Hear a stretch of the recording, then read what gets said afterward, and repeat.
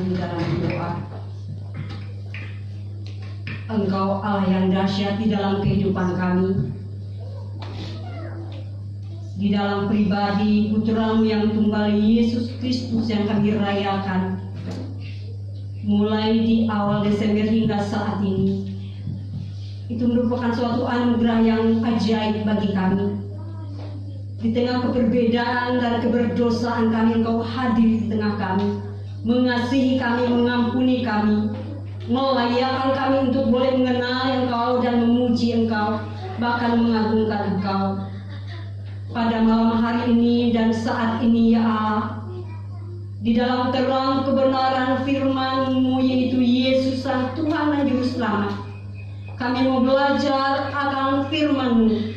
Kami mau belajar tentang pribadi-Mu. Kami mau belajar tentang kehendak-Mu. Biarlah ya Tuhan terang surgawi membuka pikiran kami, membuka hati kami, menghancurkan hati kami yang keras, menerangi pikiran dan hidup kami penuh dengan kegelapan, sehingga terang ilahi-Mu menguasai kami sehingga kami boleh layak menjadi anak-anak ketebusan-Mu. Bapa di dalam surga, di dalam nama Yesus, Engkau urapi dan pakailah hamba-Mu yang berkekurangan dan lemah ini. Layaklah hamba-Mu menyampaikan isi hati-Mu dan berikan hikmat kami, supaya kami bisa mengerti dan memahami kehendak Engkau. Demi dan di dalam Yesus Sang Putra Natal, kami sudah berdoa dan mau belajar firman-Mu. Haleluya. Amin. Silakan duduk.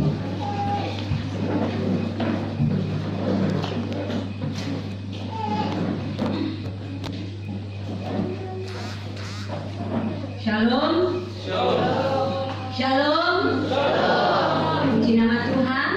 Sukacita kembali di tahun ini kita boleh menginjakkan kaki, merayakan Natal kembali.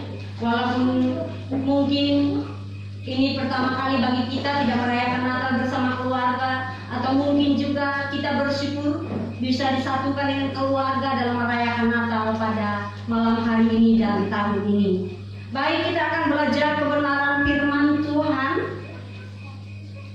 Firman Tuhan terdapat di dalam Injil Yohanes pasal 1 ayat 1 hingga ayat yang ke-14.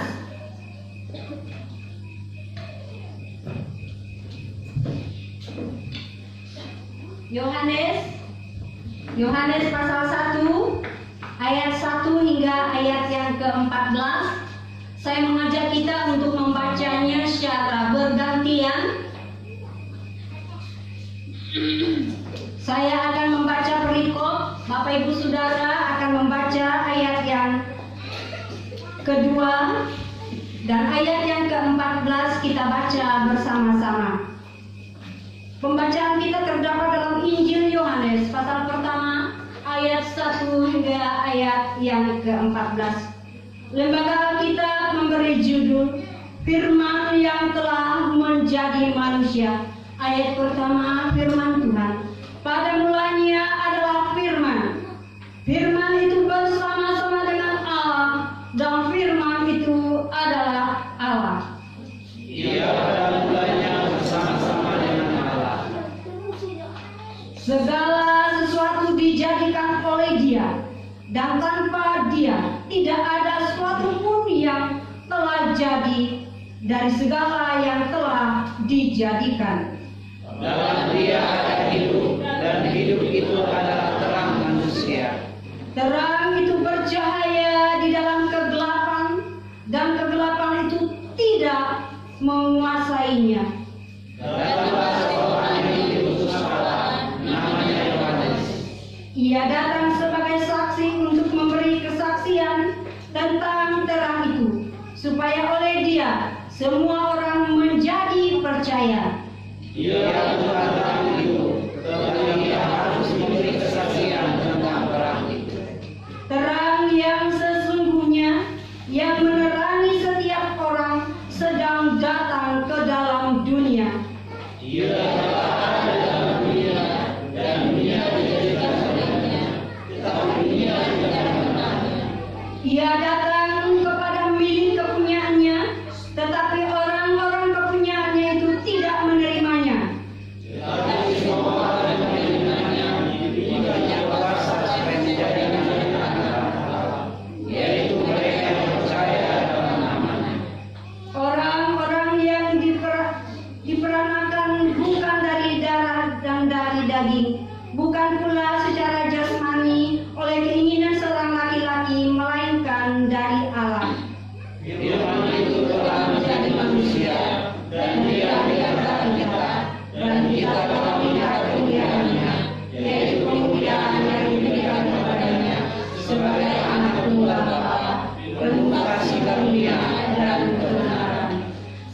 ulang di dalam ayat yang keempat.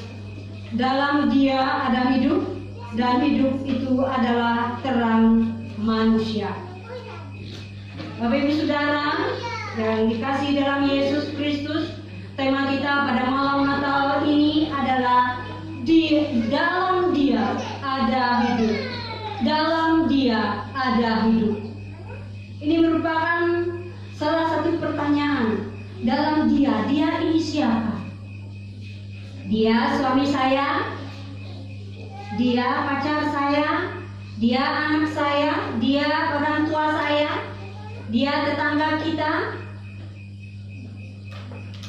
Kita akan belajar siapa Dia yang dimaksud dalam tema ini. Dalam Dia ada hidup. Bapak Ibu Saudara, jika kita kembali melihat akan pembacaan kita pada malam hari ini merupakan kebenaran firman Tuhan yang mungkin bagi kita sudah beberapa kali mendengar, membaca, bahkan merenungkan. Ya, entah itu tentang terang, entah itu tentang Yesus yang sudah lahir, tapi secara khusus kita berbicara tentang dalam Dia ada hidup. Ayat yang pertama pada mulanya adalah firman. Firman itu bersama-sama dengan Allah, dan firman itu adalah Allah. Kalau sekali kita baca Bapak Ibu Saudara, bahwa kita tidak akan paham kalimat ini, bahkan bikin kita pusing, tidak paham. Kenapa? Pada mulanya adalah firman. Firman itu bersama-sama dengan Allah, dan firman itu adalah Allah. Ya, firman atau logos sama dengan Allah. Firman atau logos adalah Allah. Ya, firman adalah Allah. Allah adalah firman. Ya, sama ya. Firman mempunyai pengertian ganda, ya. Jika kita pelajari lebih dalam, bahwa firman mempunyai pengertian ganda, yaitu ada dua. Yang pertama adalah logos and diathetos, firman yang dipikirkan. Kemudian logos proporikos, firman yang diucapkan. Ya, Bapak Ibu Saudara, ada firman yang dipikirkan, yang menghasilkan buah pikiran, dan pikiran itu menyatu di dalam jiwa. Kita kembali merenung sejenak di dalam diri kita. Dalam tubuh kita, dalam diri kita memiliki tiga hal.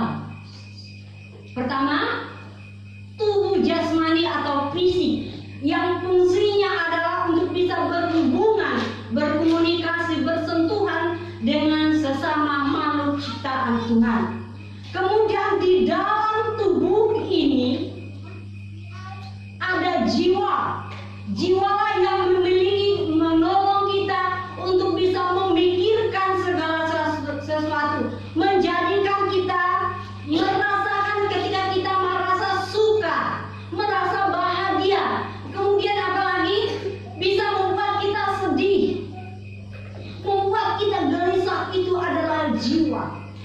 Dan kemudian yang ketiga adalah roh. Roh ini dari Allah, dari firman, yang memampukan Bapak Ibu Saudara dan saya untuk bisa mengenali Dia, mengasihi Dia, memuliakan Dia. Cukup jelas ya? Nah, kembali, di dalam kehidupan kita pernah nggak sekali kita bahwa kita bermain dengan pikiran kita? Tentu kita pernah. Anak-anak pun sering berpikir. Nah, itu ada yang dimaksud dengan logos and diathetos, firman yang dipikirkan. Pikiran kita memikirkan segala sesuatu yang akan kita lakukan dan yang ada di dalam diri kita. Saya adalah perempuan, tak perlu ucapan di dalam otak dalam pikiran. Saya kurus dan saya sudah tua. Sekarang pun membaca dengan kacamata. Kasihan ya saya. Tapi kemudian berpikir lagi, Bagaimana supaya saya memiliki pribadi yang walaupun kondisi tidak seperti yang diinginkan, diharapkan, tapi bisa memberi sesuatu yang ajaib dan luar biasa. Contoh kembali diri saya sudah terlalu dekat, terlalu jauh, saya kurang paham. Tapi yang jelas mata saya sudah flash, ya. Saya sudah tidak bisa membaca dengan jelas dan lantang Alkitab yang bertuliskan kecil ini. Tapi bagaimana caranya supaya saya bisa membacanya? Luar biasa. Allah itu dahsyat dan baik. Memberi orang-orang yang pintar melalui pikiran mereka, dan mereka nyatakan di dalam tindakan mereka untuk melakukan segala sesuatu dan membuat apa? Kacamata. Jadi malam ini hari ini mata saya ada 4, ya. Kalau hanya 2 nggak bisa baca. Nah, ketika saya membaca firman Tuhan ini dengan kata-kata, dengan tindakan saya, dan ini sudah termasuk di dalam logos proporikos, firman yang diucapkan, ya. Bapak Ibu Saudara, jika kita kembali di dalam perjanjian lama, yaitu dalam Kejadian, ya, di dalam masa penciptaan, ya, saya baca di dalam ayat 1 dan 2. Pada mulanya Allah menciptakan langit dan bumi. Bumi belum berbentuk dan kosong, gelap gulita menutupi samudera raya, dan roh Allah melayang-layang di atas permukaan air. Ayat yang ketiga, berfirmanlah Allah, ya, mulai ayat yang ketiga, berfirmanlah Allah, jadilah terang, lalu terang itu jadi. Yang pertama, bahwa boleh dikatakan pada mulanya Allah menciptakan langit dan bumi itu ada di dalam rencana daripada Allah yang dahsyat. Kemudian dia mengucapkannya, yaitu berfirmanlah Allah, jadilah terang. Terang itu jadi. Itu artinya firman, yaitu logos proporikos, yaitu firman yang diucapkan. Allah menjadikan langit dan bumi beserta dengan segala isinya dengan berfirman, dan itu jadi, ya. Kemudian Allah menciptakan manusia dengan apa? Dengan tindakannya, dengan tangannya. Marilah kita menjadikan manusia segambar dan serupa dengan kita. Ini Allah yang berfirman. Bapak Ibu Saudara, ini merupakan hal yang ajaib yang bisa kita pelajari dan selidiki dari hari ke hari, bahwa Allah yang kita percaya itu Alfa dan Omega, yang ada sebelum segala sesuatu dijadikan, dan juga yang akhir dari segala sesuatu yang ada. Ia adalah Allah, Ia adalah firman, dan firman yang bersama-sama dengan Allah itu adalah Allah. Nah, Bapak Ibu Saudara, di dalam pembacaan kita, ya, pada mulanya adalah firman, yaitu yang tinggal bersama dengan Allah, yaitu pribadi Allah sendiri itu, yang sudah menjadikan langit dan bumi beserta dengan segala isinya, dan juga makhluk spesial, yaitu manusia. Kemudian ketika melihat bahwa manusia dikuasai oleh dosa, makanya firman itu berubah supaya bisa menyatu dengan manusia, bisa dikenal oleh manusia. Firman itu menjelma menjadi manusia dan tinggal bersama dengan manusia. Dan ketika dia menjadi manusia, itu disebut siapa? Yesus. Yesus itu memiliki arti bahwa dia datang ke dunia dengan tanggung jawab yang besar untuk apa? Untuk menyelamatkan manusia dari dosa, untuk membebaskan manusia dari hukuman neraka, dari pengaruh dosa. Bapak Ibu Saudara, Allah kita adalah Allah yang hidup dan Allah yang benar. Karena kita tahu bahwa kalau namanya hidup, berarti bisa melakukan segala sesuatu, bisa memikirkan segala sesuatu. Ya, dalam Kamus Besar Bahasa Indonesia, hidup memiliki arti masih terus akan bergerak, ada bergerak, bekerja sebagaimana mestinya.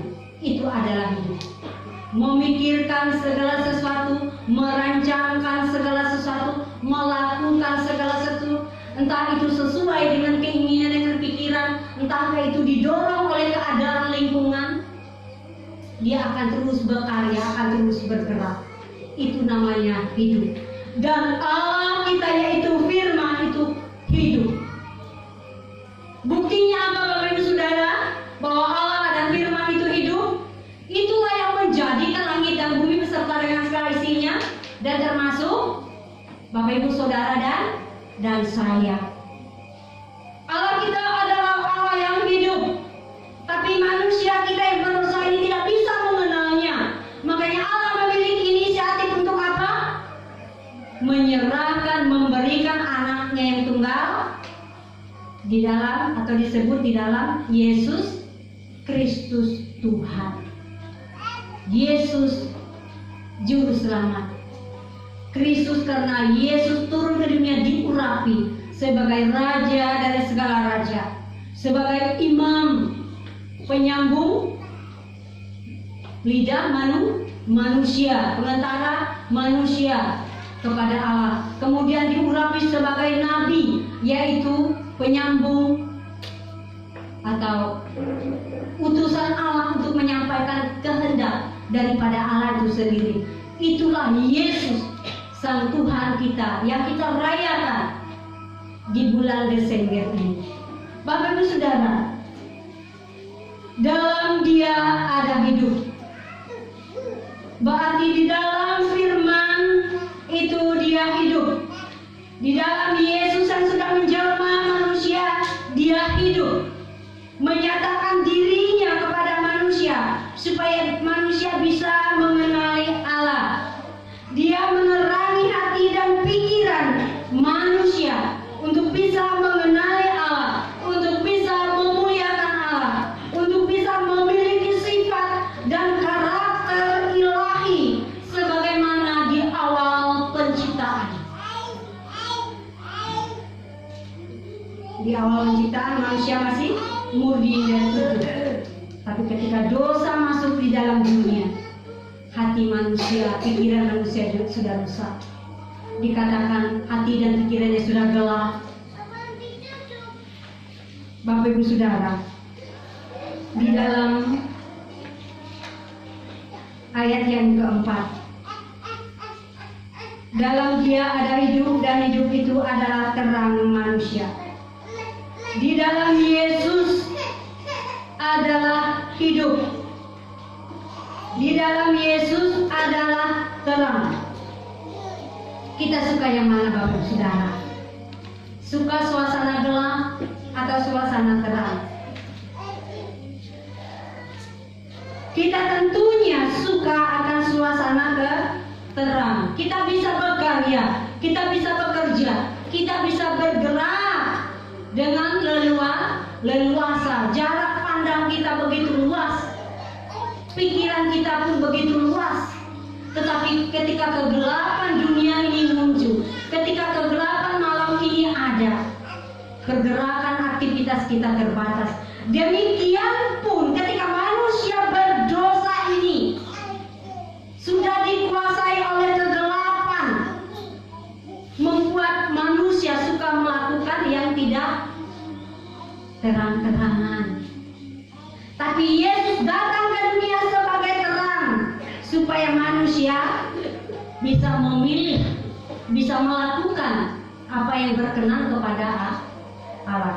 Tapi tidak semua orang bisa menerima Yesus sebagai Allah yang hidup. Tidak bisa semua orang bisa menerima Yesus sebagai terang di dalam hidupnya, karena dia tidak akan bisa melakukan apa yang dia mau, apa yang dia sukai